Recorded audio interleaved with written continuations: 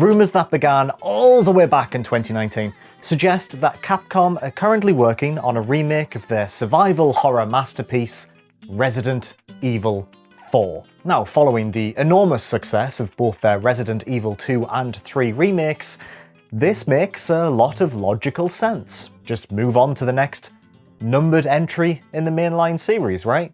I mean, what else are they going to remake? Code Veronica? Come on now. The only issue is that while 2 and 3 originally released for the PlayStation 1 all the way back in the late 90s, Resident Evil 4 launched on console in 2005. 5 years between sequels is pretty normal these days.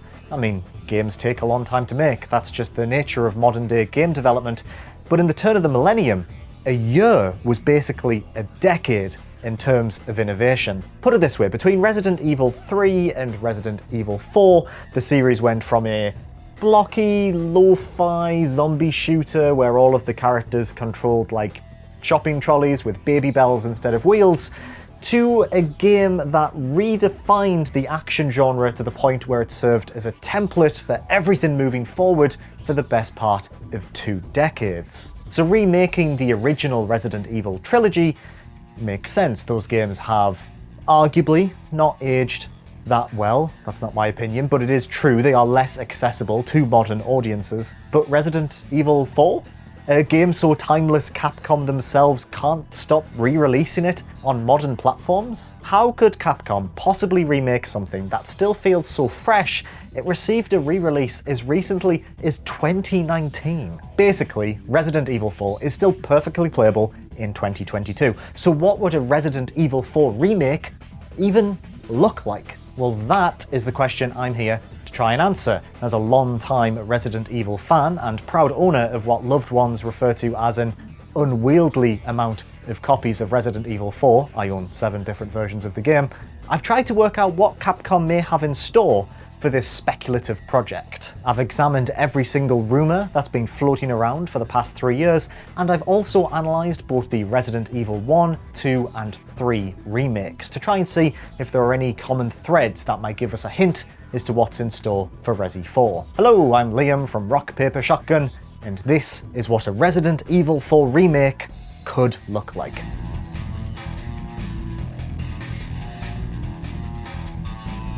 Okay, let's start by talking about what we know so far. So the only thing we know for certain is that the game hasn't officially been announced yet.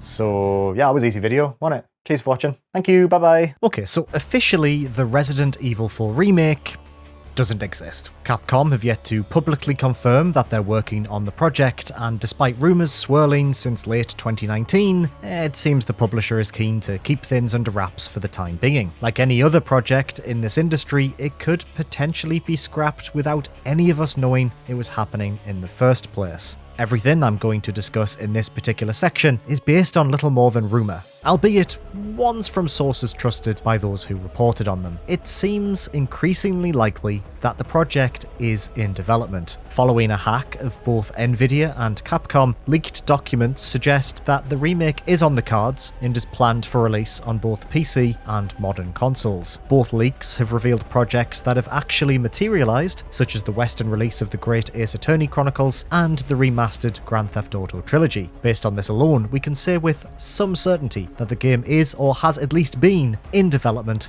over at Capcom. Recent reports by both VGC and Fanbyte allege that the project has been in production since 2018. Both of these reports also claim that development was being led by M2, a new studio formed by the former head of Platinum Games, Tatsuya Minami. The team also assisted in the development of 2020's Resident Evil 3 remake. However, the reports claim that the project has since been moved over to Capcom's own R&D Division 1, the development outfit responsible for the original version of Resident Evil 4, alongside games such as Devil May Cry and Dead Rising, with M2 taking on a support role instead. M2 were apparently too focused on faithfully remaking Resi 4, a direct response to the criticisms that the Resident Evil 3 remake strayed too far from the original game, removing sections such as the Clock Tower and the Dead Factory. Now that the project characters back in Capcom's direct control, the remake will reportedly deviate from the original game once again, taking particular influence from early Resident Evil 4 builds that were scrapped in favour of the game we all know and love. These early Resident Evil 4 demos were Capcom's second attempt at refreshing the series for new consoles. The first was such a huge deviation from the original trilogy that Capcom rebranded it as a completely separate game called Devil May Cry. In their second attempt, which resembled a classic Resident Evil game more than Dante's outing, Leon became infected by a parasitic fog. At various points throughout the game, the infection would take hold, a blue filter covering the screen to indicate you were hallucinating as a result of the parasites. Creepy dolls and hook-wielding ghosts would then pursue the player, causing damage despite being little more than figments of Leon's imagination. It was a wild vision that has long lived in infamy among the community, and it's fascinating to think about how the team are potentially planning to implement these ideas into the new game.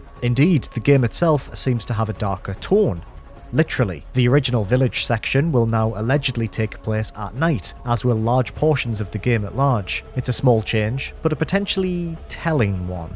These same reports also claim that the team are aiming to give side characters more substantial roles within the game's storyline, specifically Double Agent Ada Wong. Ada turns up here and there throughout the original campaign, mainly to make a snarky remark before backflipping out of a window, which is how I also leave social engagements I've grown tired of. Ada was also playable in two separate campaigns. Both Operation Ada and Separate Ways attempt to tie Ada into the events of the main story with slightly lackluster results. Although these sections contain new weapons and cutscenes, they don't really do much to flesh out the character or her journey. However, the remake will reportedly do justice by the double-crossing secret agent by beefing up her campaigns significantly. While we're chatting rumours, Capcom reportedly aimed to entice Resident Evil 4's original director, series creator Shinji Mikami, to assist with the project. Unfortunately, he turned down the role, choosing instead to focus on his studio's upcoming game Ghostwire Tokyo, but has publicly shown support for the rumoured project since. Speaking to IGN, Mikami said, quote, "As long as Resident Evil 4 Remake turns out good, I have no issues." No pressure then. The game is rumoured to be announced in early 2022, so feasibly at any moment now, hopefully after this video comes out, and will potentially launch in the second half of this year. However, changes to the development team could result in the game being pushed back by 12 months or so into 2023. To be honest, 2023 feels more likely to me, especially considering Capcom recently announced next-gen upgrades for Resident Evil 2, 3, and 7 on consoles. Capcom have released a new Resident Evil title every year since 2019, and this could be their attempt at plugging a 2022 shaped hole in their release schedule when it comes to Resident Evil projects. Only time will tell. And that is all we kind of know at this point. Like I say, nothing official. It's all rumours, it's all speculation, but it does point us down a very specific path that we'll circle back to later on in the video. Alright, now let's talk about what we can assume based on previous Resident Evil remakes. Each of the Resident Evil remakes, 2002's Resident Evil Remake, 2019's Resident Evil 2, and 2020's Resident Evil 3 consistently rely on four main design principles to deliver faithful yet surprising remakes. For starters, they provide an increased focus on horror compared to the original games, both aesthetically and through the use of tension-inducing game mechanics and systems. Thanks to the RE engine, Capcom's in-house tech developed originally for Resident Evil 7 Biohazard, modern-day Resident Evil titles look borderline photorealistic. The RE engine is capable of rendering environments to a staggering level of visual fidelity. It's particularly good at lighting, producing long, dark corridors illuminated by little more than the moonlight better than any other engine in the biz. Most importantly, it also excels at rendering human faces. The characters in the Resident Evil 3 remake are a strong example of its capabilities, for instance, with Jill in particular able to convey emotions through subtle facial animations alone. Also, it's really good at gross, gooey things, ripped flesh, dripping blood, oozing, mutated limbs. Ew. Oh, I hate that bit. In most instances, the more realistic a horror game looks, the scarier it becomes. Moody lighting creates dark corners that enemies can hide in, believable spaces can blur the lines between reality and fiction, and rancid zombie flesh is just straight up disgusting, and it makes the player feel a bit unwell. The visual aspect of horror is important, and the Resident Evil remakes excel at creating scary spaces. But in Resident Evil, mechanics and systems are just as important to delivering the scares. Resident Evil 4 may have redefined action games when it swapped the tank controls of its predecessors with an innovative over-the-shoulder perspective, but it still maintained a tension that is integral to the appeal of the series. Yes, the player is afforded more control in Resident Evil 4, but the tension is still achieved by pushing against the limits of that system. Leon can run, dive, and aim with more accuracy than ever before, true, but his enemies can also run, throw projectiles from a distance, use ladders, work together as a group to overwhelm him, and even sneak up from behind. Horror, and tension mainly, is built up by exploiting these gaps in the player's abilities, providing counters to any affordance of power they've been given by the developers. A lack of control is, in many ways, scary. The Resident Evil 2 remake is a great example of this. Using the Resident Evil 4 control scheme as a basis for its combat and movement mechanics, with some improvements, such as the ability to move and shoot this time around, the game gives the player a lot of control compared to previous entries. However, the Raccoon City police station is packed full of tight corridors, making running past zombies who lunge towards you when you get close difficult. Zombies themselves are tough and very resilient. Killing them is an ordeal, no matter how capable you are at aiming for their fleshy weak spots. They are formidable foes, and facing even a single one feels like a tense encounter where survival isn't guaranteed. Personally, my favourite thing that these remakes do so well is subverting the player's expectations to both excite and scare. The best example of this can be found in the original Resident Evil remake, which delivered a bait and switch so effective, it's still being spoken about 2 decades later. In the original game, this corridor hosted a jump scare that saw a bunch of zombie dogs jump through the windows as you tried to get through. Everyone who played the original game remembered this moment because it was very early on, it was very scary. I mean, it was the 90s, right? There was moving polygons on a screen, it was pretty scary. So when Resident Evil Remake was revealed, people just assumed that this moment would also be in the game.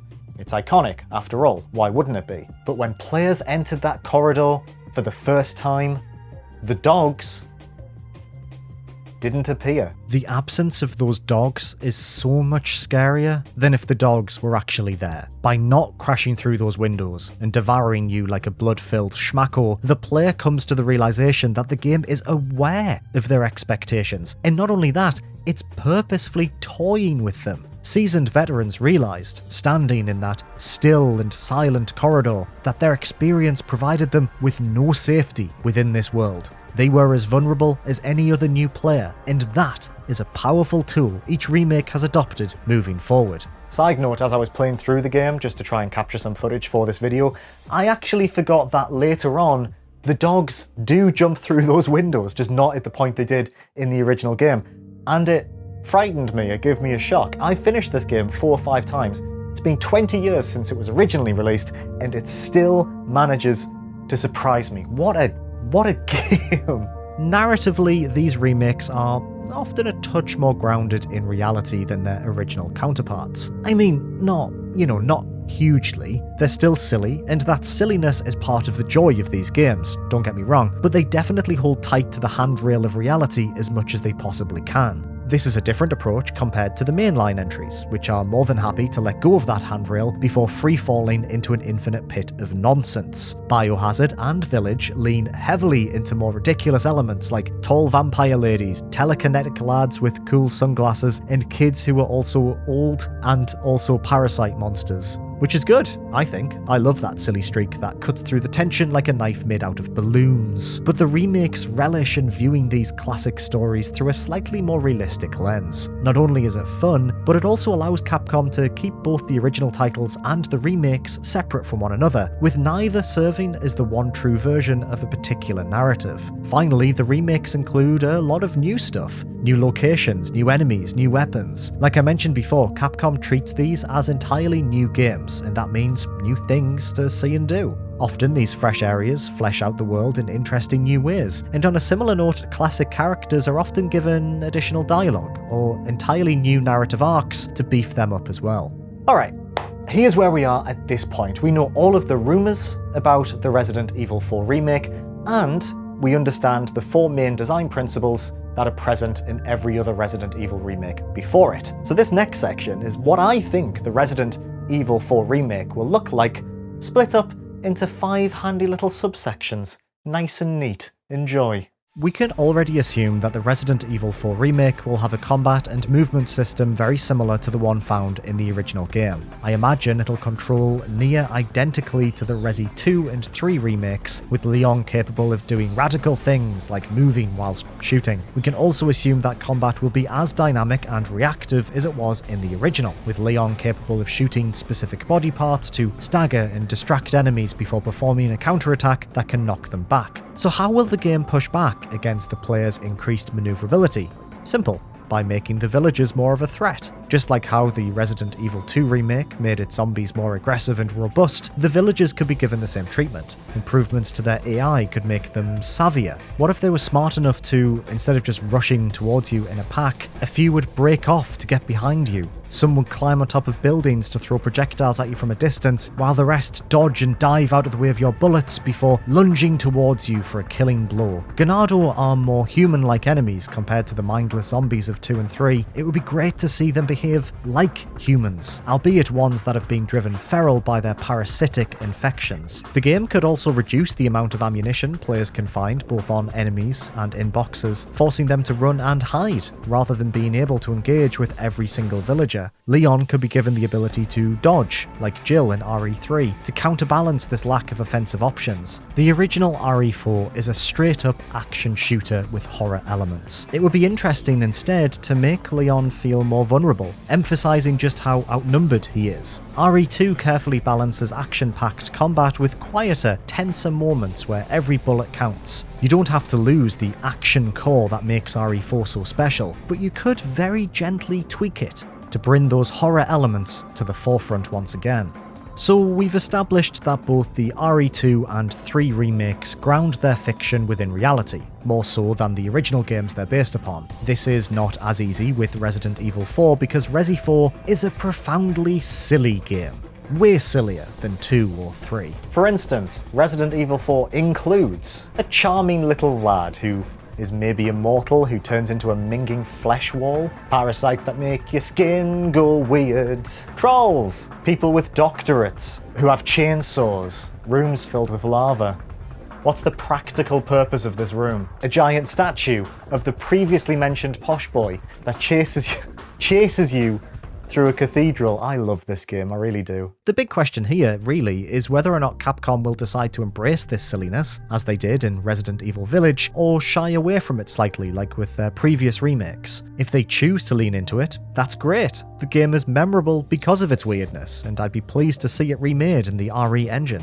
However, there is a way Capcom can both keep the silliness whilst also grounding the game in the semi-realism they're keen to maintain. It all hinges on the rumour that the team are taking inspiration from those early Resident Evil 4 demos, dubbed by fans as Resident Evil 3.5. The most memorable demo from this period of Resident Evil 4's troubled development is the hallucination version, which shows Leon succumbing to the effects of his infection, hallucinating horrific events and enemies that can cause him physical harm. Elements of this early demo do remain in the release version of Resident Evil 4, with Leon becoming infected with Las Plagas at the start of the game. His infection does cause him to lose control, but only within cutscenes at various stages throughout the narrative. But what if, in this remake, Leon's infection also affected the player? What if at various points throughout the game, Leon begins to hallucinate, imagining horrific creatures that seem unrealistic within this game's slightly more grounded tone? Not only would it demonstrate the catastrophic effects that Las Plagas have on the human body, giving us some empathy for the villagers we'll undoubtedly spend the majority of the game shooting, but it could also serve as an excuse for the developers to retain the game's more ludicrous elements without sacrificing any of that precious realism. A giant statue of a tiny boy feels far more palatable when you chalk it up as a horrible hallucination. You could even bring back Hookman, the pseudo-paranormal entity that emerges from a painting in Resident Evil 3.5. This enemy could use the same technology as Lady Dimitrescu and Mr. X, becoming an immortal being that relentlessly pursues Leon throughout a set location. The perfect backdrop for this horrific ordeal? would be the castle. In the original game, the castle is borderline fantastical, a sprawling medieval construction that contains mazes, underground tunnels, and those rooms filled with lava. Under the guise of a hallucination, the castle could be purposefully weirder, messing with the player and subverting their expectations by presenting them with a looping, surrealist hellscape filled with whispering monks and flesh-eating monsters. You could even fold in Leon's past experiences. What if, after shooting down a Ganado, they rose from the dead once again as a zombie? Something that I can only assume Leon has genuine nightmares about. The possibilities here are endlessly exciting and would help to separate this remake from the original in quite a meaningful way. While we're on the subject of realism, they should keep the merchant just as he is. He's such an iconic part of the game, and you can easily explain him away with a single line of dialogue about him being an opportunist in a dire situation, much like the Duke in Resident Evil Village. Just keep the merchant, reuse the same voice clips. He's perfect the way he is. As we've already established, it's likely that Capcom are going to treat the Resident Evil 4 remake as an entirely new, separate game. That means new stuff, new areas, new weapons, new enemies. What that stuff looks like, I'm not sure. The original game arguably spends a bit too much time in the castle, the area overstaying its welcome by, maybe a few hours, but I've already addressed how that could be improved. That just leaves us with the village and the island. So how could both of these areas be changed? Well, that depends on the direction the team take with the game's combat and enemy design. If we speculate that the villages themselves are made smarter and more vicious, the developers could tighten up a lot of these sections. They will undoubtedly keep the wide open spaces seen in the original game, as the thrill of Resi 4's combat is defined by them after all, but they could be surrounded by claustrophobic buildings and looping hidden pathways that connect each separate section together. The village itself could be constructed like the Spencer Mansion or the Raccoon City Police Station, huge spaces that must be explored and conquered in order to progress, rather than consisting of linear paths like in the original. For all its flaws, and for the record, I liked it more than most people did, the Resident Evil 3 remake achieved this quite well with its opening Raccoon City section. Despite being an outdoor area consisting of wide open city streets, tunnels and shops, the area still felt like one connected environment, much like the Resident Evil mansions of old. One other thing, there could be a renewed focus on blockading doors and structures in the Resi 4 remake, with players able to prevent Ganado from entering buildings. This was sort of present in the original game, with Leon capable of pushing cabinets in front of doors and windows, but outside of two early sections, the idea was never really explored further. Really, there's just a lot of potential for them to introduce lots of cool, exciting things. This is a pre-established world, after all, so they can just plonk in new buildings and structures for us to run around in and run away from horrible monstrosities within. And that's for me the most exciting promise of this upcoming remake. Cool new things within a world I already love. Let's talk about Ashley Graham, the president's daughter. Ashley is kidnapped in the original game by the Los Illuminados cult, forcing Leon to head to Spain in order to rescue her. Ashley is with you for about half of your adventure, primarily doing little more than screaming before being carried off by Ganado. You can also tell her to hide inside a bin, because video games. I'd like to see Ashley changed in the remake. I'd like to see her more competent, helping Leon rather than hindering. Like the villagers, her AI could be improved to allow her to defend herself, or maybe even fight. Maybe she could be given a knife, or could use elements of the environment to attack villagers as they attempt to kidnap her again. She could even scavenge items for Leon, like Elizabeth in BioShock Infinite. I'd also like to see Ashley playable, more so than she is in the original game. The team could do a bunch of interesting things with Ashley, perhaps having her trying to find Leon as he hallucinates within the walls of the castle. What would be really cool is if the developers bring back the fixed camera angles and tank controls from the original games for these sections. For those who don't know, the Japanese release of Resident Evil 4 featured classic controls and perspectives when you played as Ashley. I'd just like to see this return in a more substantial capacity. You could even make these sections first person, like Village or Biohazard. Just do something interesting with it. I'd just like to see Ashley play a key role throughout this story.